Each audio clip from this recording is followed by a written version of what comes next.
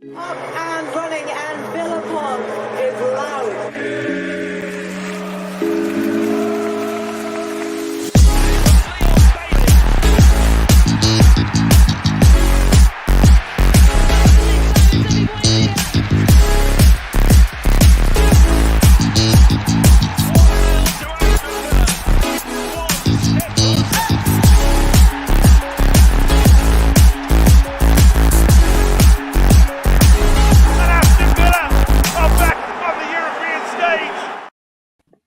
Hello, good evening, and welcome to the Villa Park podcast / Up the Villa podcast. Welcome to the show, guys. It is the Fans Forum special. And yeah, what a show we've got in store for you tonight. We've got an ultra full house with the boys, Martin, Kev, and Max, and our special guests, Luke and Justin from the Up the Villa podcast. First of all, you two boys, thank you so much for jumping on. How are you lads doing? Yeah, I'm all good. All good. Great to be on your show. I watch it all the time. You and Gareth as well. I know he's not here, but you smash it with your tactical analysis. So happy to be on your show. Brilliant, mate. And Justin, we were just talking back from your holidays, back to reality. But how you doing, mate? Thank you very much for jumping on. Yes, that's my pleasure. Yes, back to really lovely, warm England. Can't wait. And boys, Martin, Kev, Max, I know. As soon as I put out the call for saying that the Up the Villa boys are on, it was instant. Yes, I can do it. Yes, I can do it. But yeah, how are you boys doing, Martin, Kev, Max? How are you boys doing? It's nothing to do. It's nothing to do with these two being on. I do like the album. I did the album reviews of quarter to 9 in the morning as well. So, no, only joking. Pleasure. We'll log off then. See you later, lads. It's just sent a deal to Turkey on reduced price. Yeah, I'm off, mate. Next flight. No, it's great to be here. Villa back at the weekend, of course. So, yeah, it's great to be here with you guys. Awesome. Well, look, we've got a great show in store. We're going to get into all the topics that we've pre-prepped in terms of like our thoughts on the season so far, player of the season so far, who we're expecting more from, and what we're so excited for the rest of the season. Because it's been a fantastic season so far, and I'm sure there'll be plenty to be excited for. And obviously, getting your comments and questions in, guys. So get involved in the comments and hit that like button, hit that subscribe button. We are at past 2,700 subscribers. We're on the road to 3K. You guys can help us get there. So make sure you like, subscribe, and get involved in the comments. Before I get into the topics of the day, or topics that we wanted to speak about before, a certain Mr. Mings sent social media wild all day from posting this morning. Luke, I guess come to you first. How were you feeling about this post prior to the update? A little bit worried. I think it was mainly just because he's had his Instagram blacked out. We've not really seen much of Mings at all. I cut someone's hair, and sort of his kid goes to the same nursery as Buendia, so I've been seeing bits of Buendia. So he's been showing me footage off his car, getting in and out his car, and I kind of know Buendia's sort of like walking around, bending his knee quite a lot, but we haven't seen much of Mings. And when that dropped, I thought, oh God, no, it's going to be bad news. This is, but. Patience, and you know what Villa Twitter's like. It only needs a sniff of something negative, and that's it. It's a frenzy all day. So, when he posted that video, it was absolutely amazing, wasn't it? And his recovery looks probably a little bit more advanced than what I thought it was, really. He's got the weights on it. He's, swimming with weights on his feet. He's bending it, moving it. So, I think in the end, it's a real positive sign for Villa, really, that he looks like his recovery is going very well. Yeah. And Justin, you were the voice of reason, I think, on Twitter, because everyone was saying, "Oh, he's going to retire, and this is it." And you, like I say, the voice of reason. I guess was that kind of a. I don't mean it was prior knowledge, but you know, I guess it's almost like a teaser, isn't it, for what we knew was about to come almost. Yeah, you know, it's very difficult, isn't it? Like Luke said, when he hasn't been very active on socials for a long time, and he suddenly appears with sort of a cryptic post, and it's all blacked out, and it does look a bit dour. But you know, I looked at it after about an hour or so, and I thought, you know what? He's sitting in the gym.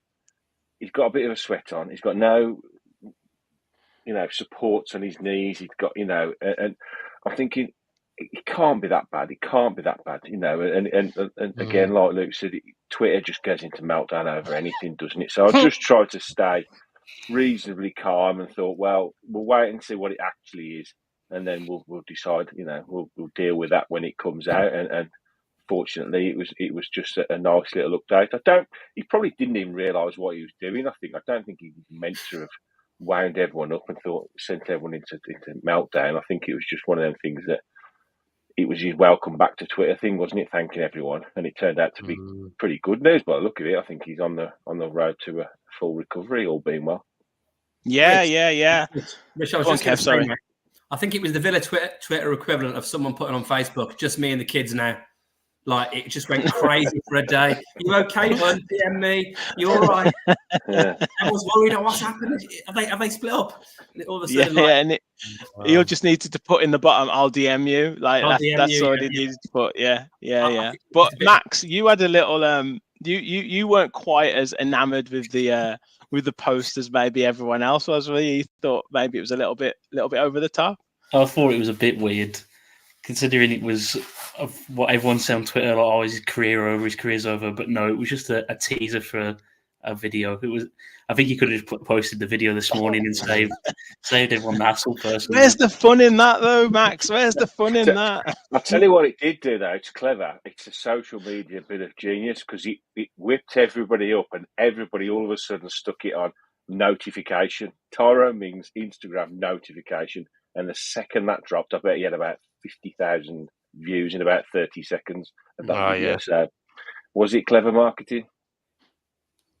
Well, it turned out to be definitely. And it, look, it's kind of a unifying thing. Now, once you get that news that he's on the mend and he's coming back, and was he out to Philadelphia and going into that recovery? You get a little bit more of an insight into what he's doing. It's kind of like, it makes it all the better. So, yeah, look, hopefully he's going to be back. At some point before the season's end. I think it'd be brilliant to get him back involved, and it'll be good to see him back at Villa Park as well once some of that recovery has been completed. But yeah, I mean, it was interesting. It was certainly interesting and got everyone talking. Guys, we've got loads of comments coming in. I've tried putting them on, like everyone's saying hello. It's brilliant. Few people saying, Black Room saying there, got to say this is a phenomenal idea. Loving the collaboration. Jam Jack in the house says, evening guys, evening gang, double bubble viewing. We all follow the Villa and up the Villa. Exactly. Brilliant. Gary said, hi all, surreal seeing you all together on one show. Looking forward to it. And Dale saying, best 2 Villa pods around. Looking forward to this one. Thank you. And Jean in the house as well. Evening all, loving this. Yeah, brilliant. Like I said, it's great to have the lads on. And Dale there saying, don't forget to like, subscribe, and share the pod. Absolutely, guys. Like, subscribe, share. So let's get into the chat. So Martin, I'll come to you first. Just talk to us about your thoughts on the season so far. Yeah, just go, mate. Thoughts on the season so far? I have to say, it's before the season started, I was probably a bit underestimating Villa by saying, we'll get 6, but obviously the way it's been going, it's just been unbelievable. Like, we look forward to watching Aston Villa now. I mean, how long were the days we were saying, fuck's sake, Aston Villa are fucking playing, aren't they? And you wouldn't really look forward to it, but you were hoping of something, and that's genuinely would be the way, it's the hope that kills you. Where now we don't hope for a win. It just happens now on a regular basis when we're playing in Villa Park. Now, obviously, I think the away form could pick up, but at the same time, I'm not too worried because our home form has just been excellent. We've literally won every game, and we've scored 3 goals in each of them, which is unbelievable. And obviously in Europe, we're doing really well. yeah, we got knocked out of the League Cup. But to be honest with you, I'm kind of happy about that because then it means less games and, obviously a bit more game time in certain competitions. But overall, I'm happy with the season so far, and I think it's been really exciting. The international break sometimes just kind of kills the momentum a little bit, but hopefully it doesn't happen. It didn't happen the last time for Villa, and please God, it doesn't happen this time. Yeah, good. Kev, what about yourself? Kind of, I guess, judging by our expectations that we maybe had at the start of the season, how has it lived up to those expectations? And yeah, your kind of general thoughts on the season so far? I mean, it's just gone way beyond my expectations, even what I thought it was going to be. If you were to just look in isolation at the Newcastle and the Liverpool game, if someone just said to you, Villa this season so far, they got battered away at St James's Park and basically, got away with a 3-0 at Anfield. And then you told them what the rest of the season looked like for us. You'd say that was a million in one shot. It's been incredible. I mean, I'm at the point now where I'm thinking, Martin obviously touched on this, but you're going down Villa Park just expecting us to win. I mean, I'm expecting us to beat Man City, and it's Man City, champions of Europe. But we beat everyone at Villa Park, and even me thinking 2-3 years ago, God, Burnley are going to be tricky, aren't they? Oh God, Palace, Jesus, tricky Tuesday night against Stoke, all that kind of stuff. So it's just dreamland, really. The thing is now expectations have been raised. It changes your sights, doesn't it? So all of a sudden you look at it thinking, well, if we can get some points now out of this run of Spurs, Bournemouth away, and then obviously Arsenal, Man City at home, crikey, maybe we're having to look at invested a bit more in January to kick on for a top 4 push. And then Everton get dot points. And I'm thinking, if Man City get dot points, any chance we could win the league? And then I just slap myself around the face. That's what happened. It's incredible. It's incredible. Justin, just sum up your thoughts on the season so far. I've watched a lot of your guys' podcasts, and I know you kind of had a tough time and coming back into the Villa the last few weeks. It must be just amazing to see how well the club's doing at the minute as well. Yeah, fantastic, isn't it? I mean, we did our pre-season preview and I actually predicted we'd finish third. So I'm not overly surprised, if I'm honest.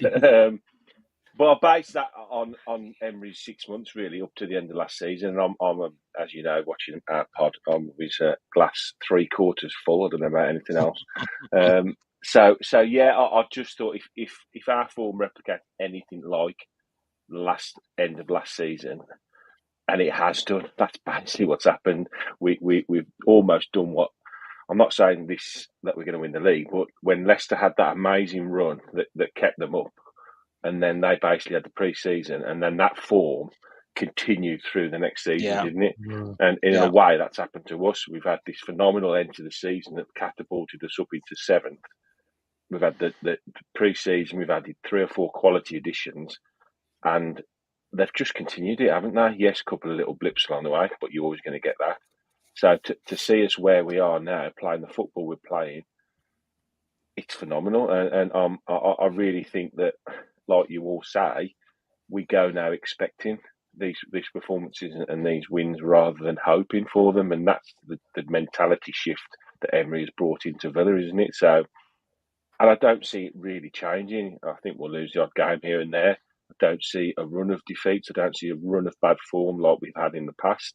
I think he writes things very, very quickly after we get a bad result. And the way he goes about it, as we talk about week in, week out, it's something, in my time following Villa, the best part of nearly 50 years, I can't really remember a better time. I really can't. No, it takes me back to kind of the big run days, 92, 93 season.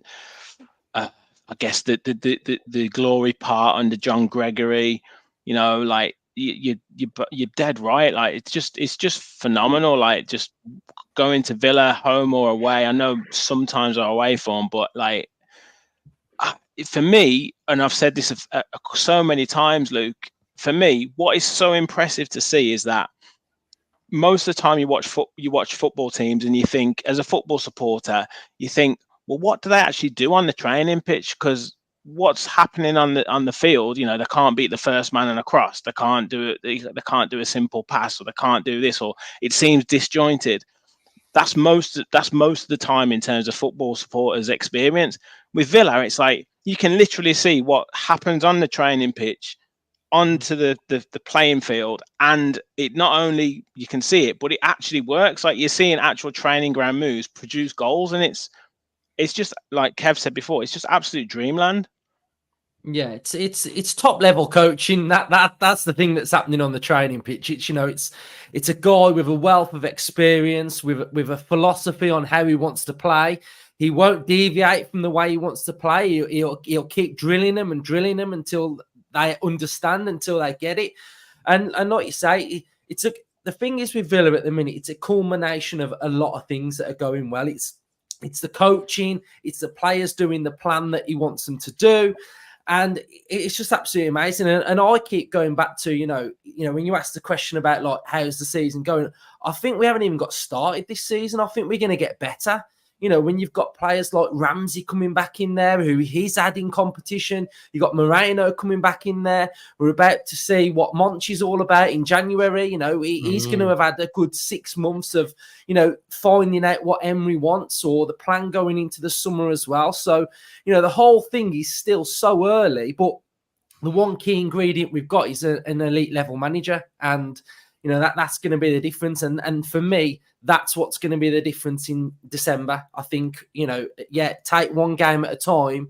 But, as fans, we can look ahead, because that's why we are fans. We're allowed to get excited if there's 0.1% chance of us winning the league. I'm not just going to look at that and be like, let's take one at a time.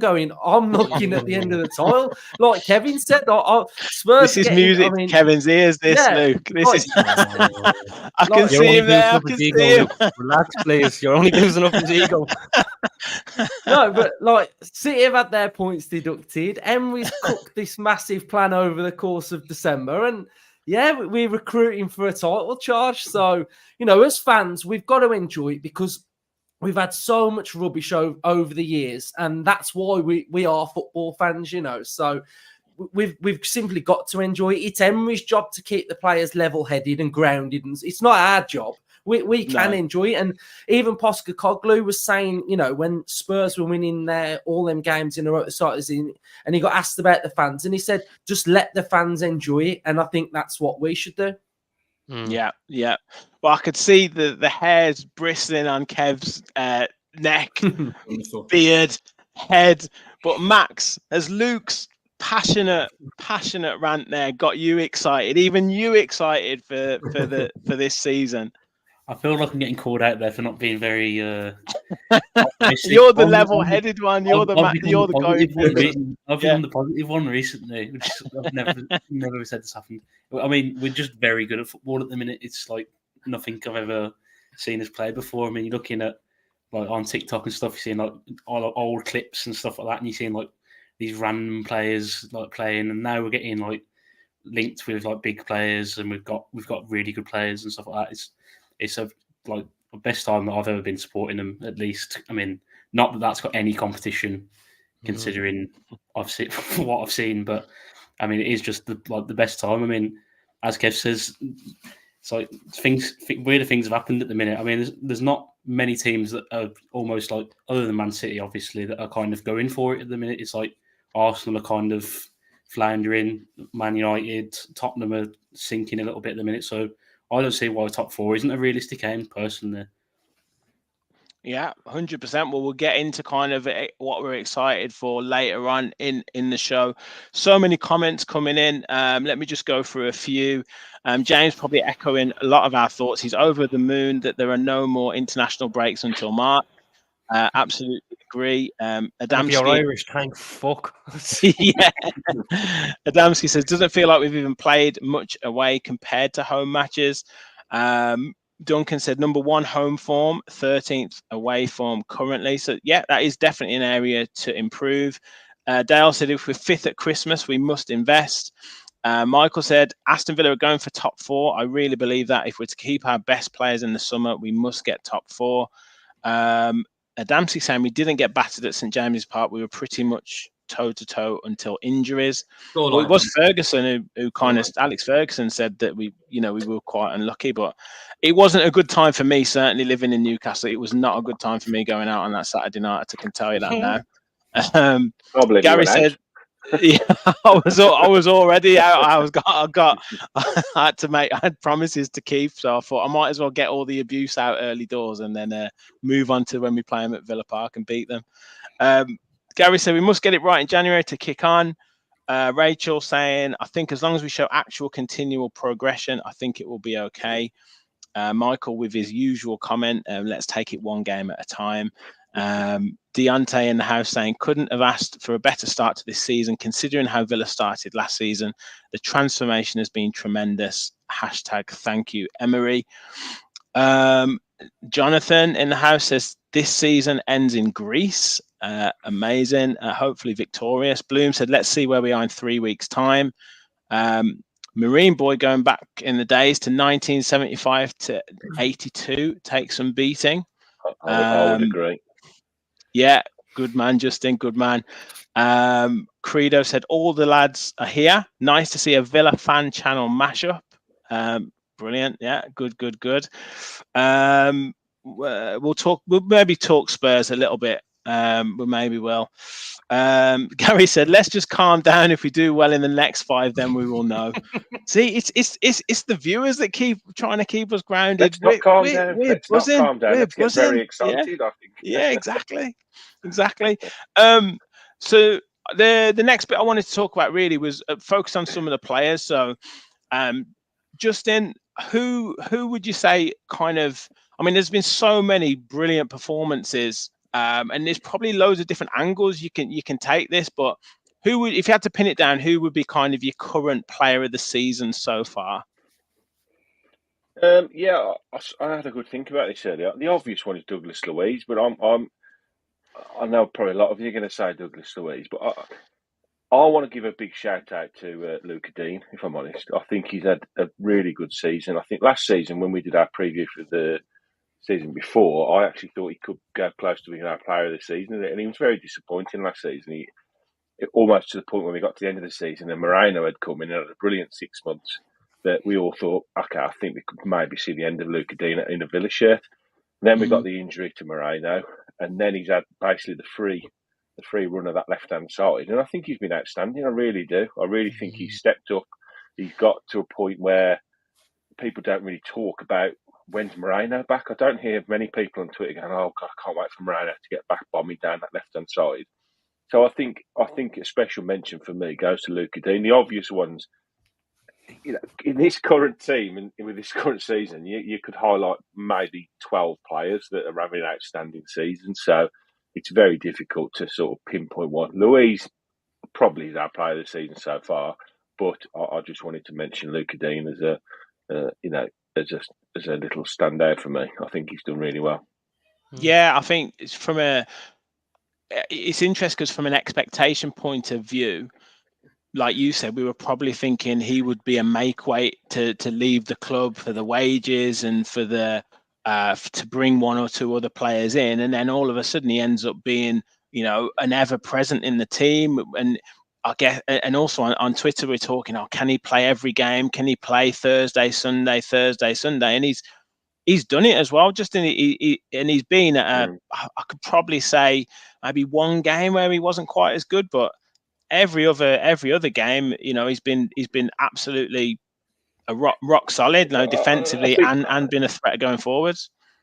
Yeah, the level, we knew he's the level of Luca Dean. At his best, he's a really, really top player. The money we signed him for, and he came with huge expectations to really be the main man down that left hand side, and he probably hasn't lived up to it now. But with the coaching he's had and with the style we play, and that left hand side is such an important side.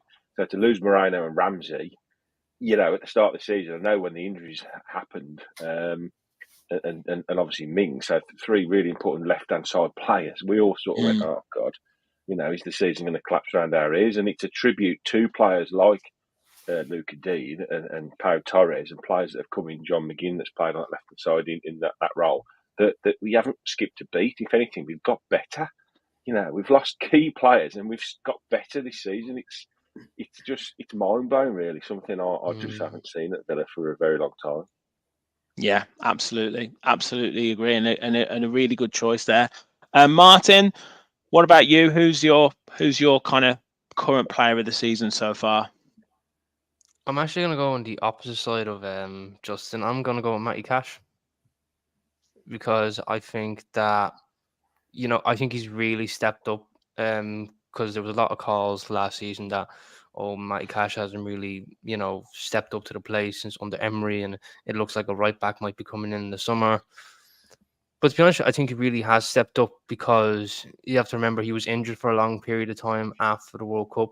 It wasn't a case of he was injured for like a week here and a week there. No, he was like injured for about 2 or 3 months at a spell, came back for 2 weeks, and then was gone again with the same injury as he aggravated it. And I think he's really stepped up to the plate this season. And I think one game in particular was against Brighton, where we all thought that he was going to struggle against Matoma. A lad who done his thesis on dribbling. Like, it's just mental how he does it. And then Matty Cash had him in his pocket. He played a fantastic game there against Fulham with a last-ditch tackle, and we go and get a goal from that. I mean, he's been bombing up and down the right-hand side absolutely brilliantly. And even when we played wing-back for a while, he got himself a goal or two and a few assists. And I think, I think he's overlooked in that sense. Like, people would look at Luca Digne, who has stepped up, in fairness to him, Douglas Luiz, John McGinn, Ollie Watkins, Diaby. And I think Matty Cash has actually been outstanding, and I've really enjoyed watching him this season. Fair enough. Absolutely, I agree. He has some really good games, and against some tough wingers who you'd be expected to get the better of him, and he's performed well. Matoma being a particular one. And yeah, he had a good game against Willian as well, which you're expecting. And a lot of the time he's defending 1v1 against these teams, and that's been one of the areas where he's probably struggled. I think maybe the Nottingham Forest game was one where he probably didn't have his best of games, but he's adding goals to his game as well. And yeah, you can't knock him for. He's always going to be 100% man as well. Matty Cash is always going to be that. So yeah, fair play. Max, who's really impressed you this season so far? I mean, there's been so many. I think it goes through the whole team. I think Torres has been one of our most underrated players not so much with Villa fans, but just like in general. I think he's been such a difference. I mean, that first Newcastle game was tough. Obviously, anyone coming in would have had been struggling, but his passing, his just presence on the ball is just makes us so much better moving forward out of defence, alongside Konsa as well, who's also been superb in terms of on the ball, bringing the ball out of defence. Both of them are just so progressive. It makes us so much better. I think the one that stands out for me has got to be Luiz, just because when he's not in the team, there's an obvious difference. Like especially the Conference League games where he drops out just to get some rest because he's permanently playing. I think you can always see the difference, and a lot of the time he's been brought on. I think like the Zarinsky game and the RZ game he got brought on, and it just proves how like important he is. I think he's one of the most our most important players by a decent margin at the minute. Yeah, agreed. Like Justin said there, Luiz has been just phenomenal, and probably one of the most underrated midfielders in the Premier League. Like, I hear so many mentions, like, justifiably, of the likes of Rodri and Maddison in that attacking midfield area, and one or two others, but you never generally hear Douglas Luiz mentioned. Even on radio, they sometimes get his name wrong. They call him David Luiz, and it's just like, come on, like, he's literally one of the best midfielders in the Premier League. So yeah, and obviously, Arsenal start to sniff around, and all of a sudden teams start taking notice. But he's our player, and I think he'll be tremendous for this season and the coming seasons. But yeah, he's been phenomenal. Luke, what about you, mate? Who's your player of the season so far? I mean, yes, you could say all of them, couldn't you? Again, go back to Emery coaching them last season. They were quality, weren't they? And then this season, there's players that have just gone up to another level, and it's absolutely amazing. But one player that I'm going to say, who I think is starting to grasp the Emery system, and I'm really rooting for him there, is Bailey. I could talk about Luis, I could talk about Pau Torres, but Bailey deserves a special mention because I think he's starting to understand his role. And I think Emery has drilled it into him with the mentality of, you don't have to play 90 minutes. You can play 30 and still get numbers. And that's good enough for me. You know, last season when you were hearing stuff about his dad going on about like he should be playing or he could go to Ajax or whatever, I think he's really grasped it. And his mentality shift, you know, when you hear him talking about the role of each player, I think it was last season or this season when he's talking about, you know, being on the bench and being a bench player and taking your chance when it's called upon. And you know, Bailey's got a massive part to play.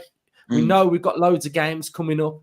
And I'm going to say Bailey because he's really impressed me recently. From a player that would play 90 and really would flatter to deceive, but now he steps on that pitch and he's just getting them numbers and he's changing games, especially at home when we need him to. Yeah, he's got stuff to work on, but you know, I believe that hopefully he can get there really. So Bailey for me. Man after my own heart, Luke. Man after my own heart. I've backed him on this channel. But low socks Bailey is the future. Well, yeah, that's what I mean. Yeah, it works. The Jamaican Jack Grealish. Yeah. I mean, just that goal against West Ham. I mean, just absolute poetry in motion. Like I can't stop watching it. But I love his voice when he's interviewed.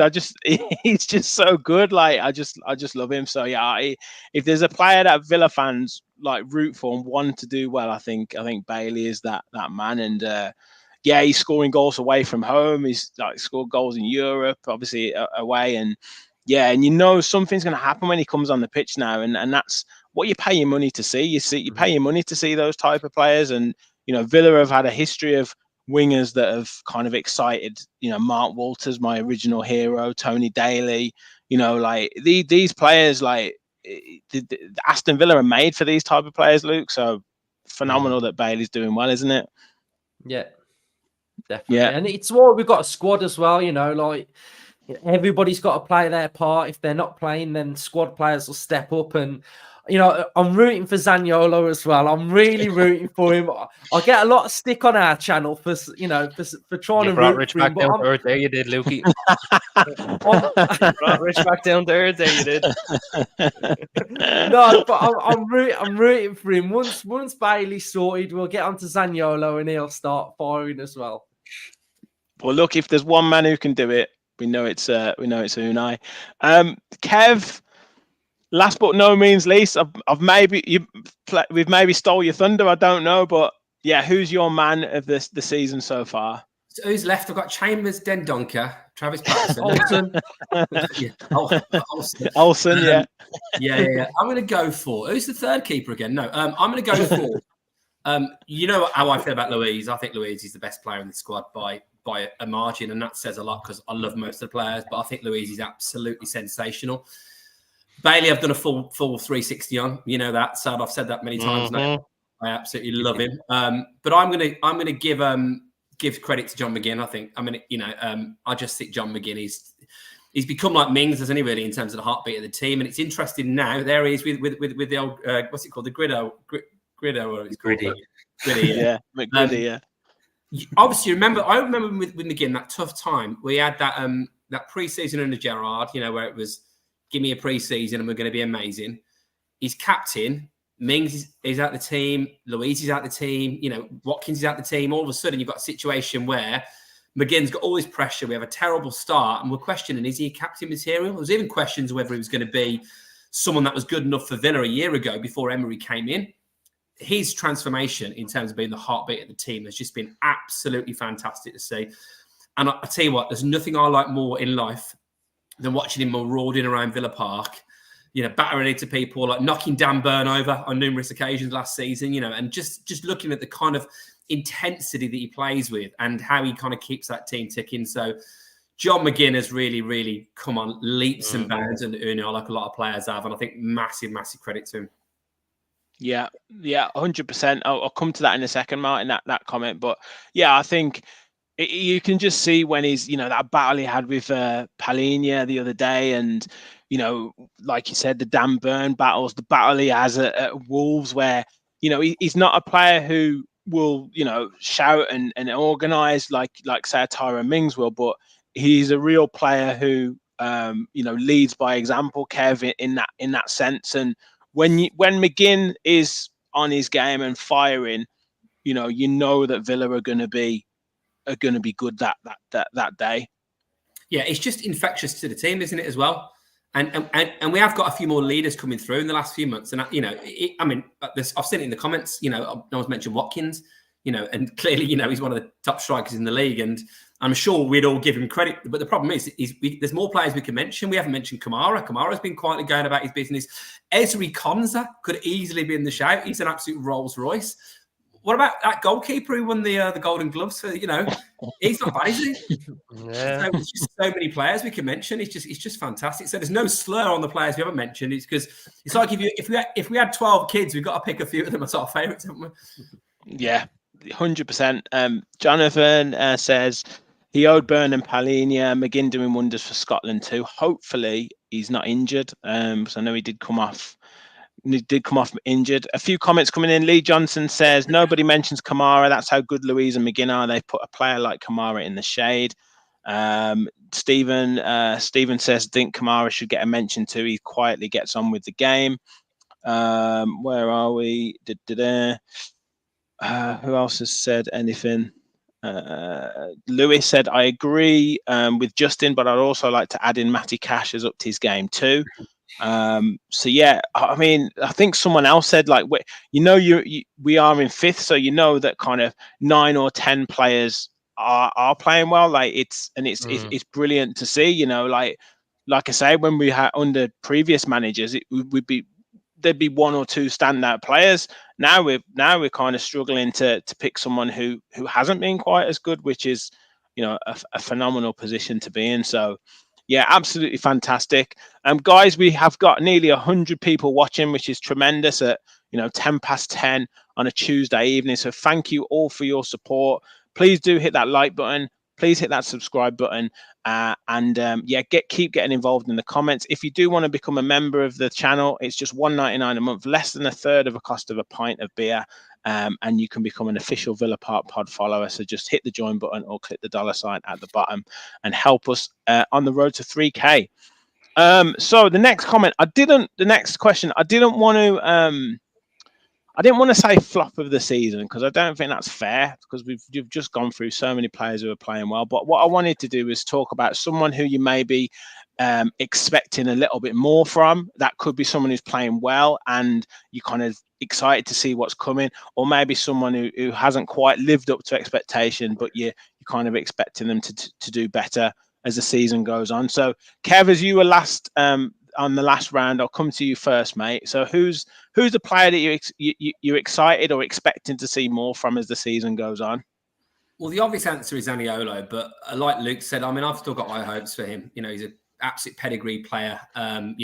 People that maybe don't know, but before obviously he was in Galatasaray, he was winning the Young Player of the Year award in Italy, high pedigree. So I do think there's probably a bit more to come from him, but I think that's a bit of an obvious one because he's new to the league. He's adapting. It's a real difficult question, this. And the best answer I can probably give, which is going to sound staggering, is Watkins. Because I think that if you take out the hat-tricks he got in the 2 games, there's probably been other games where he could have contributed more. He's missed a few chances.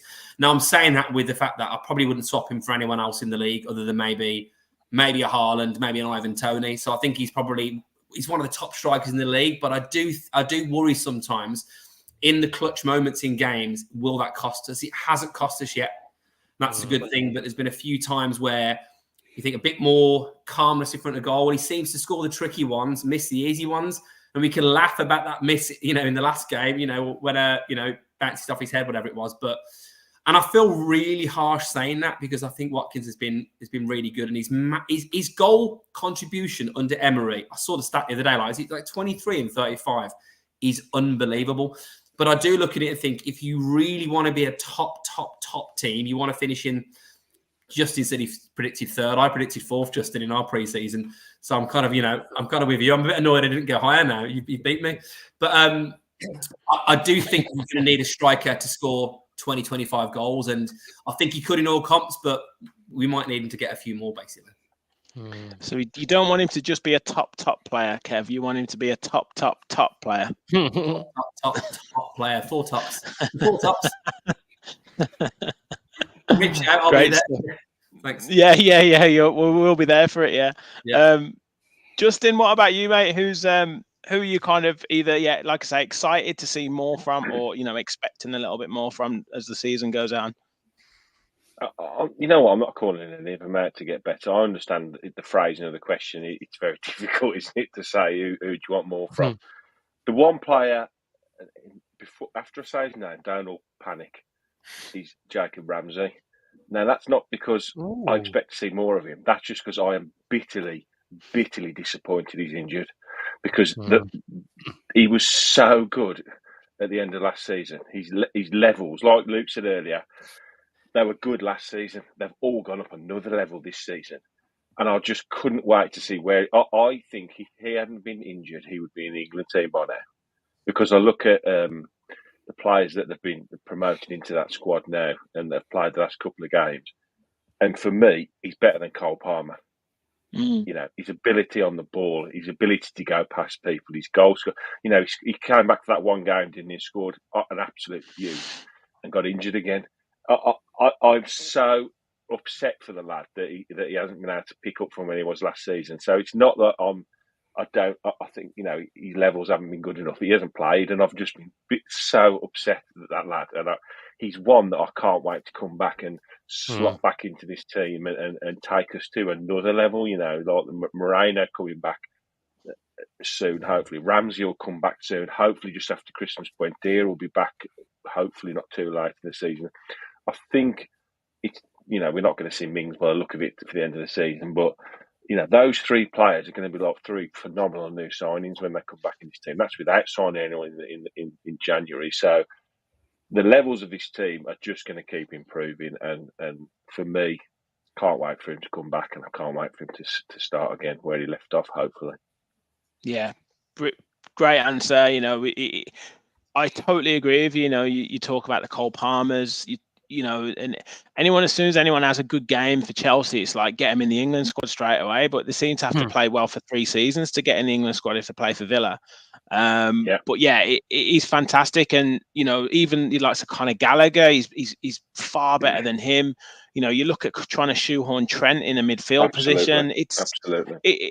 And the thing about Ramsey is, and we've had this conversation, unfairly, because he comes out of the academy and that he gets, compared to a Grealish. But if you look at the territory he can get you, particularly away from home, if you look at the goal output that he's got, that kind of finish that he can generate where he cuts in and curls it in, he is kind of, I guess, that modern day midfielder that so many clubs want, and we're so lucky that he's come through our academy. Well, yeah, you look at the roster of, to use the American phrase, I don't like, I don't know why I said it, to look at the players we've got currently in the midfield, with Kamara, with Louise, with Tielemans, with McGinn.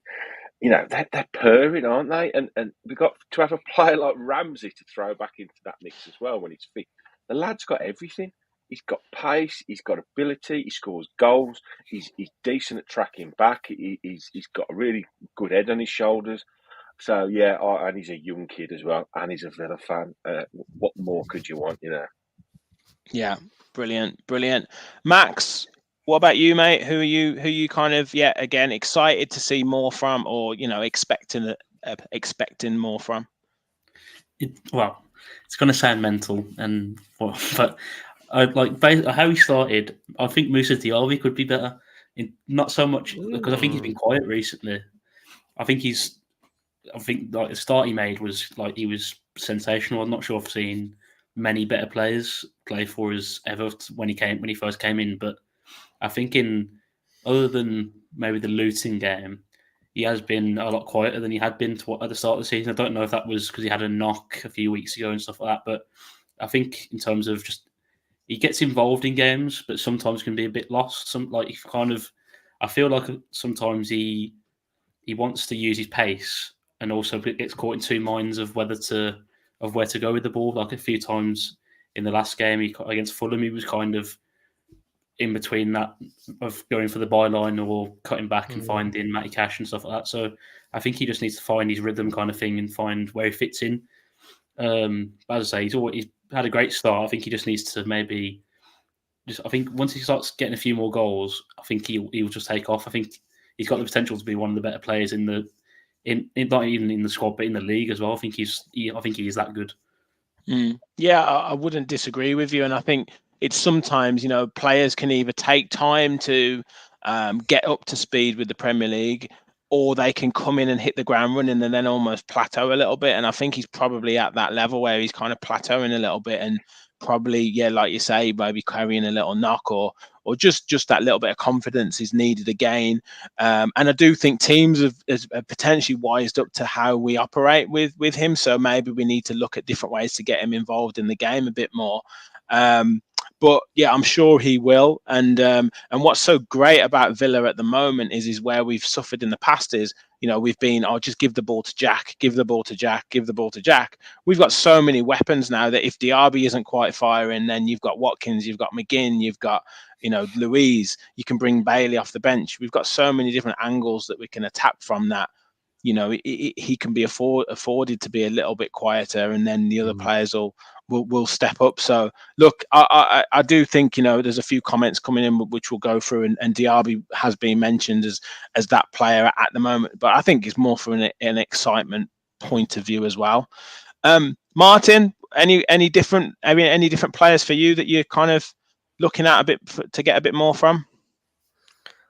I'm gonna go with I'm kind of thinking one down this in my head. I'm actually gonna go with Pau Torres. Don't get me wrong, the carry of the ball, he's been excellent. He's been like the top stat for that passing wise. He's very good. He passes through the lines, but I think what I'm going to expect more from him is his physical strength. I think sometimes the player can actually kind of hold him off and actually get the ability to turn him, which we've seen against Wolves a couple of times. We've seen against Newcastle in the first game. Obviously, that was the first game he was kind of thrown into that game with the Mings situation. But there has been some games where he's been out muscled nearly, and maybe he will adapt to that, and I hope he does. But I would expect more from him just in that particular area, just so that he doesn't get pushed off the ball too easily. But when we're in possession, he's fantastic. He looks for the ball literally through the midfield. He'll carry it no problem. He'll be patient, and he has been fantastic. And don't get me wrong, but I will expect just a little bit more just from the physicality side of him. Yeah, that's fair assessment. But yeah, and I think as he continues to get used to the physical kind of rigors of the Premier League, I think that will certainly come with him. Luke, I don't think I've come to you yet on your player. So yeah, I know you mentioned Zaniolo. I've got so many to go around, but yeah, who's your player? And this isn't because I don't think he's very good. I'm a little bit disappointed, and I know he's only 19 in Duran. And the reason why I'm saying this is because I think we're going to get to a point where it's a missed opportunity for Duran. Because I think we can all probably agree that in January, I would think we're looking to bring in a striker of European experience, somebody who knows his role, that's not going to be playing every week, but can fire us. And if we are, say, in 4th, 5th place, can sort of add something to our squad, what we currently don't have. And I just feel a bit like with Duran, like I don't know what's happened behind the scene. I'm not going to speculate on none of that, but I just kind of feel like he's had a big opportunity at Villa this season because there's only him and Watkins. We got rid of Archer. And this was kind of his chance to sort of kind of show us a bit more of what he can do. And yes, we saw that fantastic goal against Palace. And I do think he has got real good attributes to be a top striker. But I don't know. I just think he's really missed this opportunity. Yes, he's been injured a little bit, but in some of them games, when I've seen him like his arms in the air and he's moaning around if the ball's not gone to him, I'm kind of like, you've got to be patient here and trust Emery's process. Like, you're not going to play every week, but when you get given a chance, play well and just do your best, and you'll be in his ideas for the next game. And I do feel like we'll get to Jan, and if another one comes in, he's third choice striker. So already he's down that pecking order. And are we going to loan him? Are we going to keep him? So I think for him, I just wish he would just try and take this opportunity and realise what's going on at Villa. So I'd say Duran. Yeah, Yeah, just a no, question for you, Luke, again. quickly. Sorry, Rich. But do you not think that Duran, obviously, at one point, he was outscoring Watkins at the start of the season, the goal against Palace, Hibs, certain other games, like he was doing really well. And in that sense, I think he does have a right to sulk because he thought he impressed enough and to Emery and felt that he should be getting more game time. But at the same time, I do agree with you that he's not just as experienced yet and, just learn your role and learn your trade. But do you not think, though, that he kind of you need to look at his point of view as to what he did in the start of the season? I'm not sure because let's be honest, he's always going to be second fiddle to Ollie Watkins in this current system. Yeah. The way Watkins plays, the way Watkins presses, you see the numbers. What Watkins' game isn't just about goals, is it? It's about the goal contributions, the actions that he's creating per game. And you see that stat list of him behind Haaland and Salah at the minute. So I really do just think he needed to just knuckle down and be more squad based driven. A little bit like what I was saying earlier about Bailey. Bailey's grasped what he's meant to do, and I just kind of think Duran's sort of, like you're saying, sort of like scored his couple of goals and thought, you know what, I need to be playing here now every single game. And I think that was never in the remit of John Duran, and that's why I'm saying Duran. Yeah, no, I agree. Yeah, I agree, and we've had some really good answers there, boys. So thank you for that. Big shout out to Rod, $10 super chat. Great to see Up the Villa podcast on here as well. Thanks for doing these fans forums, and thank you very much for your support, mate. That's much appreciated. I think on a little point on Duran as well. Yes, go on, just a minute.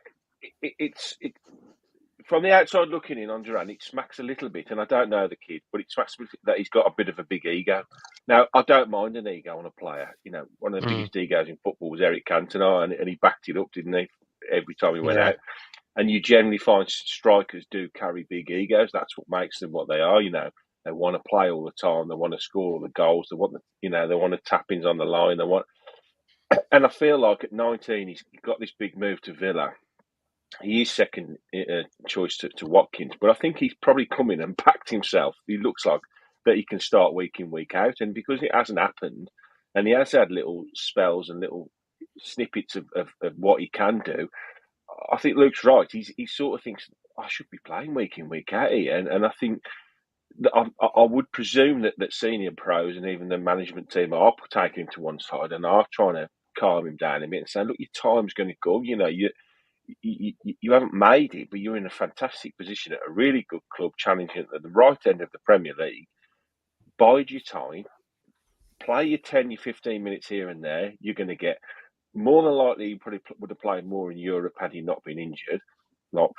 And he probably will get those chances to play, from the starting games. But when he has got those chances to start and he's been hooked with 20 minutes, half an hour to go, when you would think he'd be pleased to start, he's looked annoyed, hasn't he, to come off. So I think this is an attitude thing. I'm not saying he's got an attitude problem. I know there's rumblings all over about this, is he playing up a little bit at Body Murray? But the kid's 19. He's come to a new country, a whole new way of playing into a successful team. And he backs himself. That's how I see it. I think he backs himself and he wants to play. And can we rein that in enough to allow him the freedom to express himself, without him getting annoyed that he's not playing more. And that's the conundrum I think that Emery's sort of finding himself in.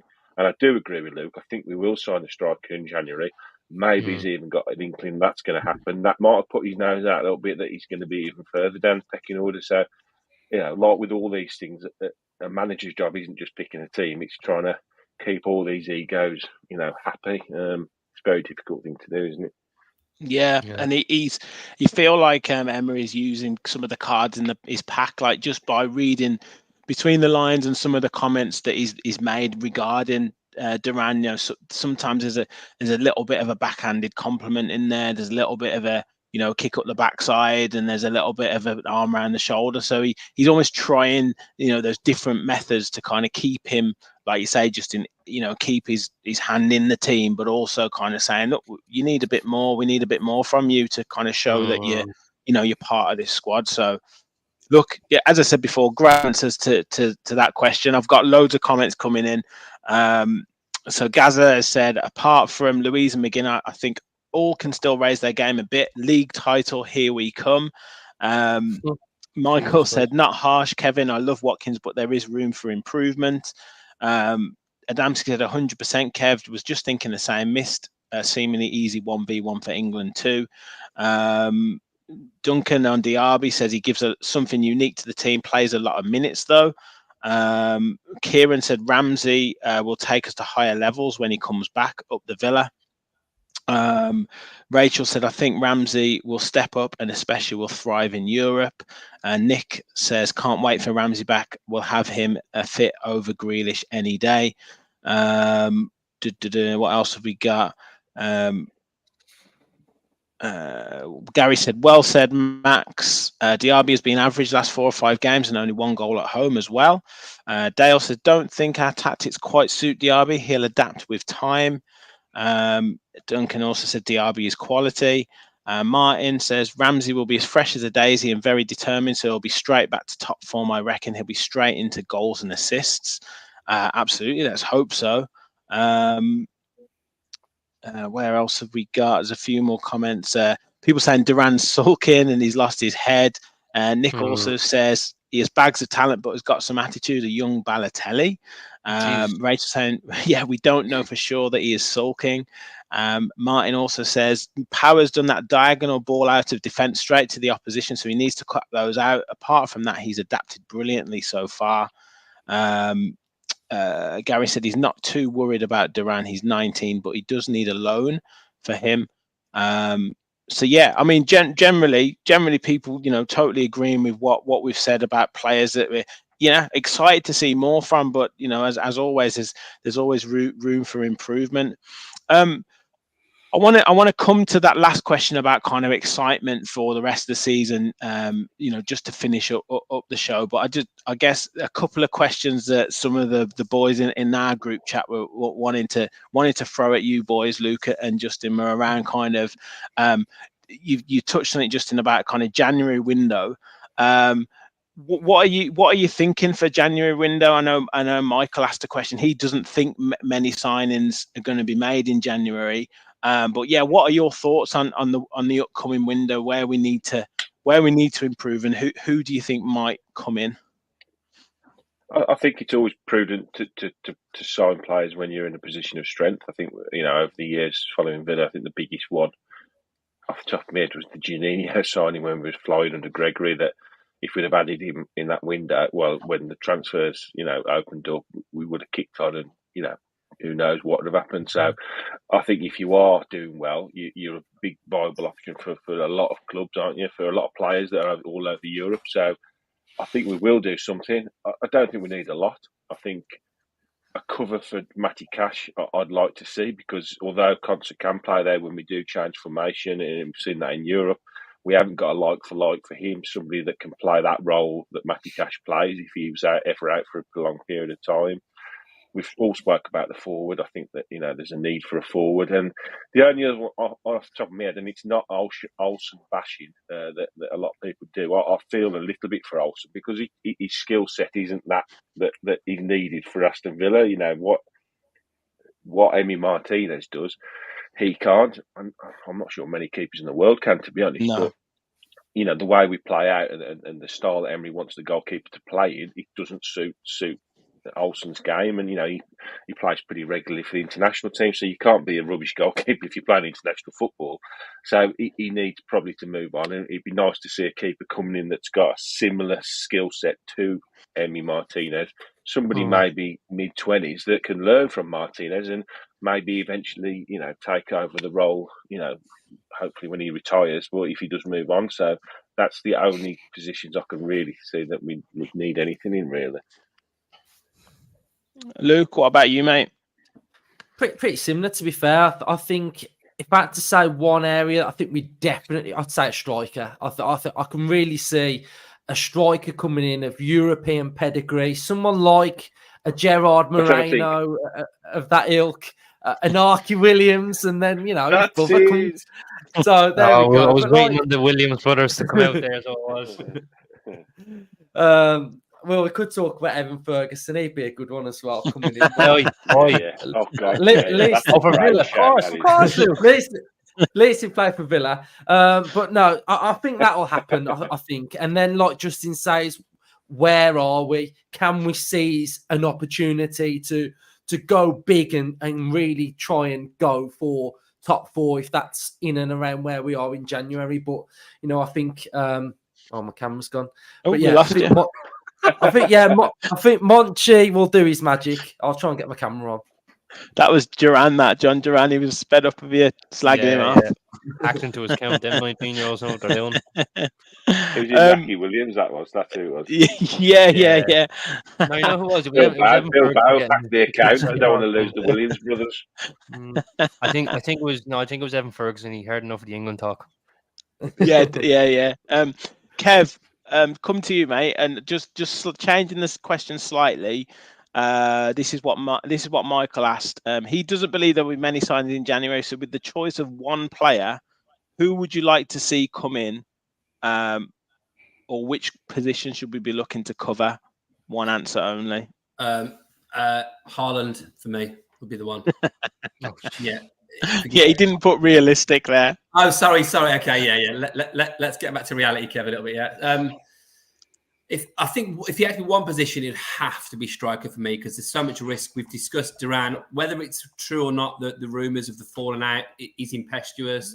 You know, he's got some skills, but is he going to be someone you can rely on if something happens to Watkins? So I think it has to be, and I think the names mentioned. I think Moreno would be a good shout from Villarreal in terms of, you know, he's got like a 1-in-2 kind of ratio for Villarreal, and he's, you know, I think we probably need to get someone like Luke said, bang on. He's got European experience because obviously we're in Europe. Hopefully we'll be latter stages. Maybe that player won't be able to play in Europe, but at least they can kick you on to, you know, to higher heights in Europe. But more importantly, why have we got Monchi? We've got Monchi because he's got his little black book. And he's got all these contacts, and I'm expecting us to be able to bring some people in from the continent who maybe some of us haven't even heard about. You've only got to look at what Brighton have done with some great recruitment and having a good strategy around it. So I think it's the standout position we need someone. Yeah, sure, you know what? We could have an upgrade on Cash or at least support for Cash. Absolutely. Have we got enough cover for Kamara? You could argue maybe, you know, Eden Dunker here or there, but something happens to Watkins, our season could fall off a cliff. So I think it has to be in that area. Cool. I'll come to you boys in a second, Martin and Max, but a few comments. Martin Nicholas says, hope we buy back Philogene. Adamski says, Jonathan David would have been like Duran, but pacier and wiser. Duncan says, let's sign Oshiman and win the league. Hound of Love says, Cam Archer looks a good player. Ahmed says, Danis Ceballos is central midfielder. Gary Howlett says Watkins replacement definitely. Duncan said we should give De Gea a 6-month contract. Be nice to get Frimpong, says Ahmed Raza as well. Rachel says would love the Williams brothers coming in January. Dunk says right back is an area that needs an upgrade and a striker. I did want to come to a question for you. Who shall I go to? Let's do Martin on this one. If we had a choice of signing Jack in January or winning something this season. Oh, fuck it. Nah, take a trophy. I would take a trophy. I don't care if it's the Conference League, FA Cup, or even the Premier League, just for Kevin. I would rather win a trophy. As much as I would love Jack back, I think even if we did sign him, he walks into our team just because of how good he is. He's elevated his game under Pep. I know he's not getting much game time at the minute, but that's just because of the quality that Man City possess. But I would take a trophy all day long. Like I said, I don't care if it's FA Cup, Premier League, Conference League, just a trophy all day long. It's more enjoyable for the fan base to win a trophy. We celebrate winning something. The players celebrate winning something. Like, yes, I think what would happen with Grealish is the fans would be more like joyful. Like, he's back at his hometown club, and it's back where he belongs. So there'd be a joy sort of thing. But you're not gonna celebrate that, if you know what I mean. Like, you're gonna celebrate winning an FA Cup at Wembley if some years go, or you celebrate winning in Athens if that even happens. So, like, I think it'd be more enjoyable to win a trophy as to just signing the player back. Yeah, Gaza definitely means it. And Sabutio Passion says has to be a trophy as well. Max, any difference in terms of players that you would look for or signings? Would you go all out in January, or do we just need one or two reinforcements? Well, it's hard to really know what we'd do because, like, Emery's, I think, made the least changes to his starting 11 in the whole league this season. And I don't know if that's because of the drop-off from the starting 11 to our bench options, or if that's because he just likes keeping it the same or whatever. But I think right back is somewhere, not so much to replace Matty Cash, but we definitely need someone that can play there. Who's an out-and-out right back. Because we're linked to like Acuna from Sevilla, who's like a left back but can play in midfield. I don't really understand that one because I think he's played like 4 games or something stupid all season. He's been like really heavily injured, and I think he's 32 or something like that. So he's not even that one doesn't seem to make sense to me. I think, but yeah, right back, and then as everyone else said, another striker. I think, especially if Duran leaves, that's got to be the first thing to go. I think. Fair. Martin Nicholas says, I'd get Jack back in January because then we'd win the trophy anyway. Peter says, no Grealish. Why reward him for walking away for trophies when those he left behind have stuck in and done the hard work? Yeah. James says, it's a no for him, Tammy Abraham. People think Ollie misses a lot of chances. They will be tearing their hair out at Tammy. There has been rumours. Lovebleed says a trophy for sure. Lewis says I'd get Jack and win everything next season. But yeah, I mean, he's never gonna. The rumours of Jack are never gonna go away. Justin, are they? Like, is it written in the stars that he's gonna come back? 100% he'll play for Villa again. I've no doubt whatsoever. I'm absolutely categorical on that. The lad will come back whatever point and want to finish his career at Villa. Whatever that looks like, I don't know. We was all peed off with Ashley Young left, wasn't we? And he didn't have anywhere near the connection that Jack had, and he came back and was absolutely outstanding for 2 seasons. So I don't see a future that Jack Grealish doesn't pull a Villa shirt on again. Yeah, me too. I think it's a shame seeing it on. Obviously, he's won the trophies. But some of the natural ability of his game has been curtailed, and you just think, I mean, I don't know if he would get that back. Kev coming, I don't know if he's kind of had that out of him, whether at Villa he would do that again, whether age would catch up with him. Do you think he'd get that back? Well, do you know what? Like, all the Villa fan in me adored Grealish. I'm still gutted I never got to see that 7-2 virtuoso performance, against Liverpool and everything he did. I mean, giving us our love back for Villa in recent years. What a part he played, single-handedly dragging us from the Championship, really, when he came back from injury, and was that banger against Derby, the volley, and then it just obviously went from there. So I'd love from a Villa fan perspective, but there's a little bit, that whole never return to a scene of a crime situation. What if it didn't go well for him? What if he came back and maybe wasn't the same player he was? Would it tarnish his legacy a little bit potentially? I also think I could see him being the kind of player that, as he gets a bit later in his career, might go on the continent, and go and get a big money move to a big European team. And I think his style of football in one of those leagues would be absolutely phenomenal. I think he'd be adored. I think he's an icon already, isn't he? With some of his partnerships he's got in terms of the commercial world. So it would be great to have him back, but I'm not sure it's going to happen. But we'll see what happens. I think Yeah. he's got such a high skill set that somebody like Unai Emery, I'd love to see what he did with him. Yeah, I really would. I'd love to see how he would use him. I think he could use him in multiple positions. I think his football intelligence, his intelligence off the pitch is very questionable, but his intelligence on the pitch is second to none. One of the best players I've ever seen pull on a Villa shirt. So yeah. we'll see. That's for another day, I think. It would be amazing. And just on that point, I mean, the lads on our pod know this. But I genuinely thought that season, before he left us, I thought he was the best player in the Premier League that season. I thought he was so good for us in terms of the way he kind of kicked that team, down, kept us going.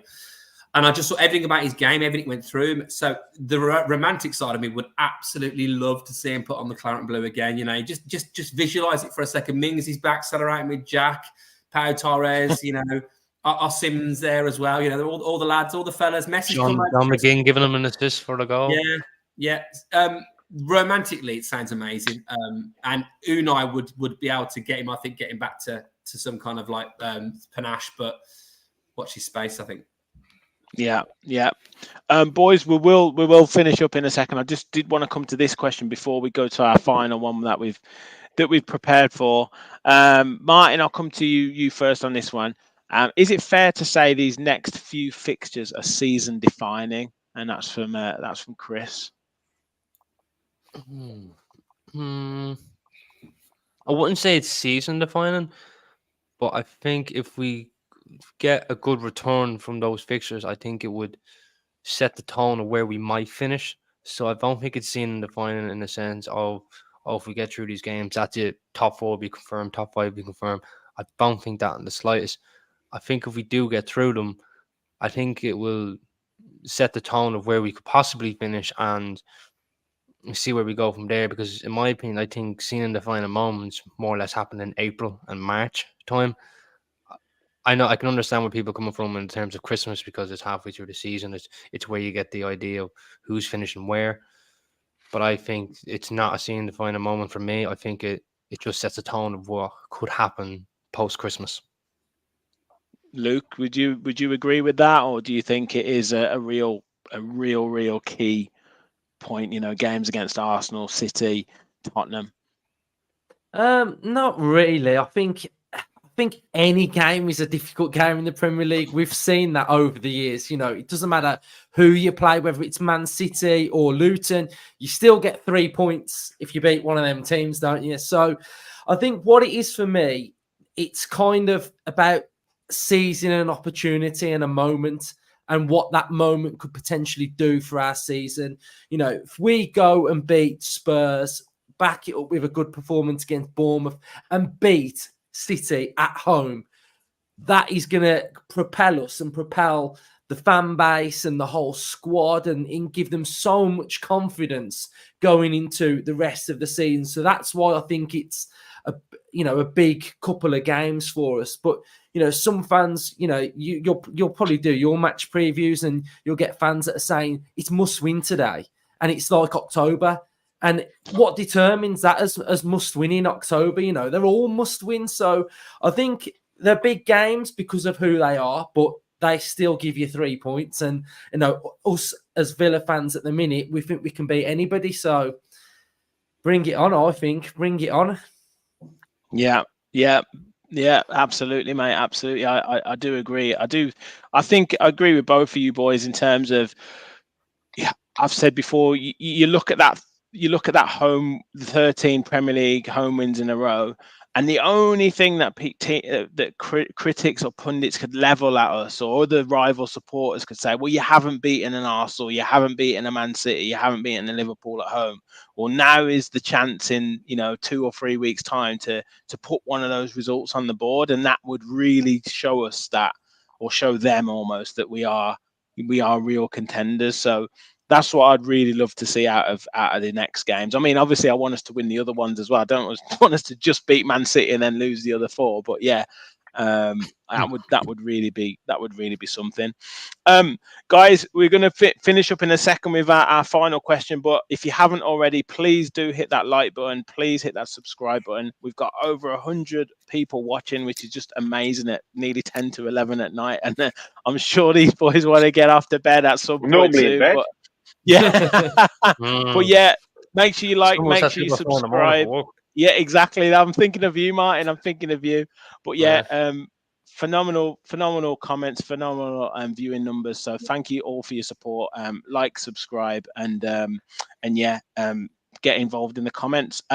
Yeah, final thing from us, lads, in terms of, I guess, what you're most excited about for the season ahead. I will go around each of you. I might leave Kev and Luke to the end for the rallying cry, for the excitement. Build up the suspense. Build up the suspense. We'll build it up. Build it up. Max, I'll come to you first, mate. Yeah, what are you kind of most excited for the rest of the season? Well, I'd fancy a trip to Wembley because we haven't been for so many times. Or I mean, a holiday in Athens sounds quite nice. I knew that was coming up. I knew that. It's quite nice in May, I hear. So I mean, I'd quite like just the chance of winning something. Whether we do one, I'd just like to go far in either the Conference League or the FA Cup because we haven't. I just can't think of what the COVID season. I think was the last time we got to the final, and then other than that, we haven't really competed properly in any of the competitions. So I'm excited to hopefully do well in one of those competitions. Yeah, that's a great thing, Rod. There with the setting the expectations up the Villa, everyone. I think we will stay up this season. So yeah, that's a real high bar to go from, Justin. But yeah, what are you most excited for the coming season about with Aston Villa? You obviously didn't see my predictions at the start of the season. Alongside my third place prediction, I said win the FA Cup and the Conference League. So we're on course. We're still on course for it. I'm telling you, the treble. Absolutely. Third place and 2 cups. To be quite honest, and it sounds a bit crap, but I just can't wait to see where this team evolves to. Week in, week out, it's a joy to go. We've all said it. It's a joy to go to Villa Park. It's a joy to just sit and watch how bloody good this football team is. And I think fans that maybe are a bit younger and it's the first time they've seen Villa really competing on a level with the best teams in this country. Enjoy every second of it, enjoy every game, enjoy every goal, because these things don't last very often and they don't come around very often either. I can tell you that from experience. So to have a manager like we've got, to have a squad of players like we've got, to be playing the way we are, it's a joy to behold. And I do agree with Luke, I don't think we've seen the best of this team by a stretch yet, which is scary to think. So just enjoy the ride, and I can't wait to see where we end up at the end of the season. Brilliant, mate. Brilliant. Martin? You probably should have came to me first. I kind of want to take this all game by game. Just we got Michael on. Have you been taking hints off Michael? Have you in the comments? Yeah. No, I just want to take it game by game. Let yourself go, Martin. Come on, let yourself go, son. No. I'm. You see, I'm a football manager where I live. Yeah, so look. This is what we're playing for next season. I'm very superstitious. Well, I'm not having this crack just yet. Right? I just want game by game, enjoy the ride, see where the road takes me. If it leads to Alice in Wonderland, I'm going there. If it leads to, the Wizard of Oz, I'm going there. I'm just want to enjoy the ride game by game, and wherever I am in the end of the season, I'll celebrate then. You should have came to me first. I think you got the pecking order wrong. Well, look, you need to get to as many games at Villa Park as possible. Come on, because you got to maintain your unbeaten run. Well, I am going over for Christmas time, so I'm going from the 22nd to the 23rd of December for the Sheffield United game, and then the 29th to the 1st of January for the Burnley game. So because it's when I'm finished work, so I've got like a week extended period for work. So I come over for one night, home for Christmas Day, Stevens' Day, and then back over for New Year's weekend. So spend a bit of time with my family who are all on the blue side of Birmingham. Sorry, lads. See them, watch Villa, and that'd be my Christmas based around Aston Villa and hoping getting to 13 games unbeaten at Villa Park. Awesome, mate. Awesome. Right. Here we go. Kev, I've seen you limbering up there. What are you most excited about? Come The on. Rocky Balboa music was playing and all it was. Let's do this, right? So, I mean, the odds of being born are 1 in 400 trillion, right? Yeah, I mean, right. If you can't enjoy life a little bit, what's the point in being here? Right, we've got the best manager. I think he's the best manager in the league. I don't give a shit about Pep and Klopp. I think he's the best manager in the league. What he's done with this team, if Guardiola or Klopp had taken over from Gerrard, I don't think we'd be where we are now. So, I mean, I know it's a bit of a bold statement, but I just absolutely love him. What he's done with his team is amazing. And, you know, we talk about Athens would be obvious. You know, FA Cup, the comment about getting past the third round, that would be absolutely delightful, wouldn't it? Winning an FA Cup third round game. But you know what I'm most excited about? He's been amongst the conversation come March, April time. I'm not saying league, but if we were around that 4th, 5th, 6th spot still, you know, maybe a few points from 3rd or 2nd, the excitement of that team, of going through it with the lads at the same time, thinking, you know, we've got from the Championship, we've won the playoffs, you know, we've stayed up, you know, obviously on the last day of that season.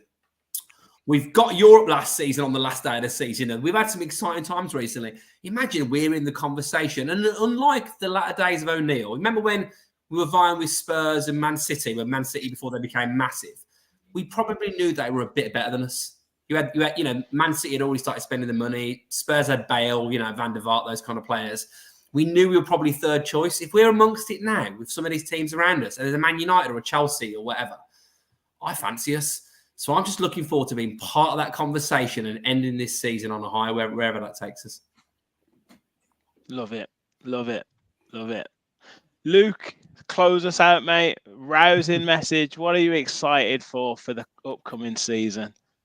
I am excited for the open top bus parade with the treble on that at the front of that bus. Premier League, FA Cup, Europa Conference League, and we're going to the next season defending all of our titles. And with Monchi's master plan in the summer, with the wealth of scouting that is going to have happened and the calibre of players coming in, we are going to dominate English football. Mate, what can we say about that? The current blue ribbons on the Premier League trophy. Yeah, think about that. Brilliant. West Ham are going to have a great end to the season. Of course, they are. No, I feel like a bit of a Grinch here at this minute.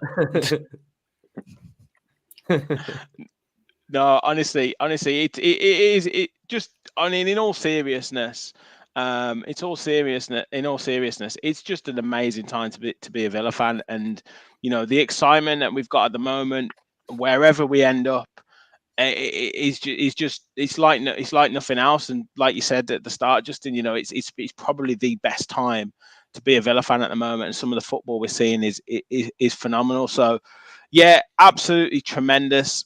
We're so excited for the season to come, and yeah, I think it's going to be a hell of a ride throughout the season. Lads, thank you so much for coming on tonight.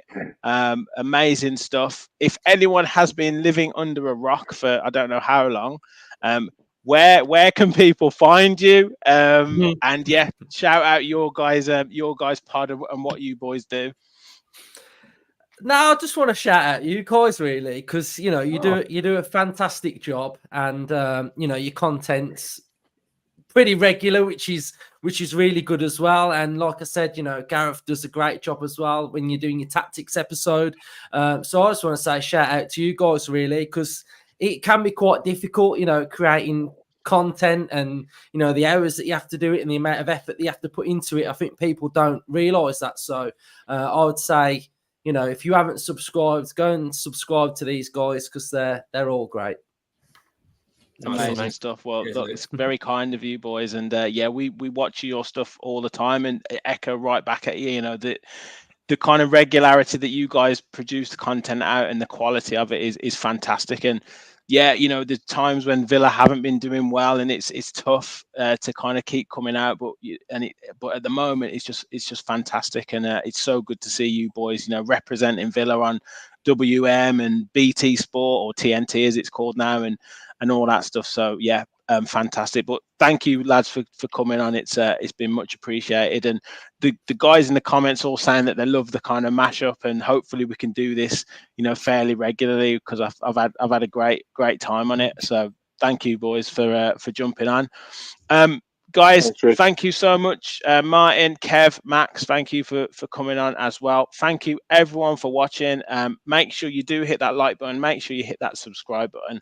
We'll be back with plenty of content. Real football is back this week. So match previews, match reactions, talking tactics with Gareth was all to come this week. So make sure you check out and follow in the channel. And as always, remember, we all follow the Villa. Thanks, everyone.